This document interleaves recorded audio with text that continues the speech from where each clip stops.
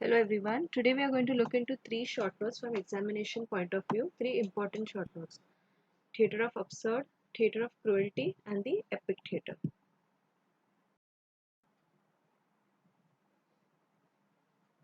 So the first one is the theatre of absurd. What is absurd? In English, absurd means something that is illogical and meaningless. Theatre of absurd has seen many dramas that are illogical in nature.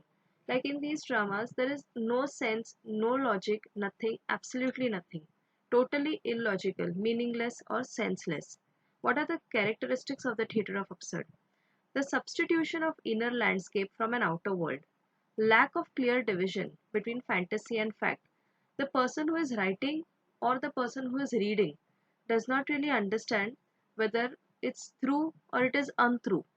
Free attitude towards time. Anyone gets up at any point of time and starts doing anything. Anyone can even go forward in time, come backward in time. Anything is possible in these dramas. Fluid environmental projects conditioned in the form of visual metaphors. Like you will see that in the drama suddenly you'll see that an elephant comes to you and starts talking. A man is able to carry an elephant on his back. Something totally illogical. Precision of language to understand the chaos of living experience. There is language or words given to living things as well as non-living things. Something that is really illogical in nature is seen in the theatre of absurd. Theatre of cruelty. Theatre of cruelty was proposed by the French poet, actor, and theorist Antonin Artaud that became a major influence on the avant-garde 20th century theatre. Artaud, influenced by symbolism and surrealism, formulated a theory for theatre of cruelty in series of essays published in the theatre and its double. What are the characteristics of the theatre of cruelty? The show will contain shouts, groans, apparitions, surprise, dramatic elements, and brilliant lighting and incarnations.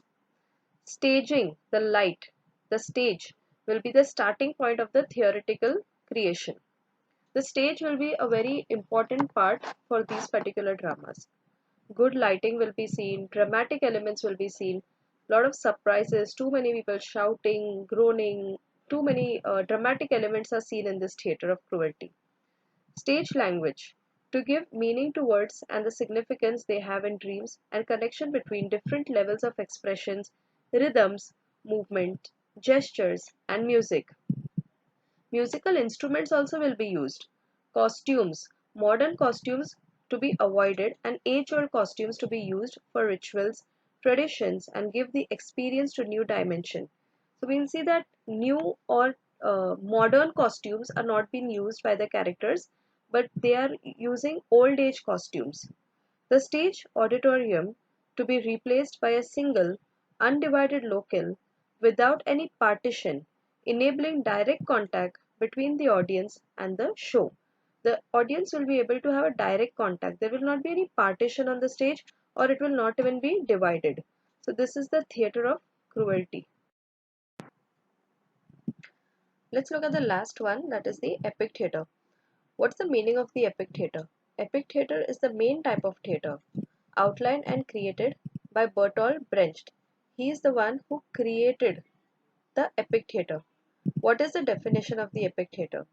Epic theatre is a theatre that repeatedly and deliberately reminds its observers that the events being depicted are not events to which they can relate.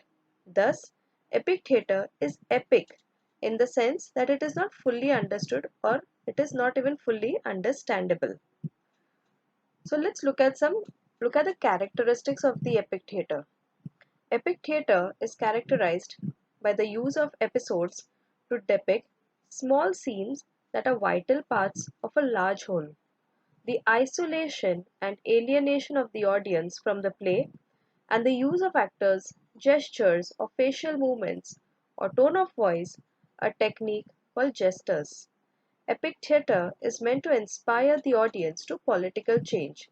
They will, in this part of epic theatre, like in this type of theatre, they will try to motivate the audience, inspire the audience.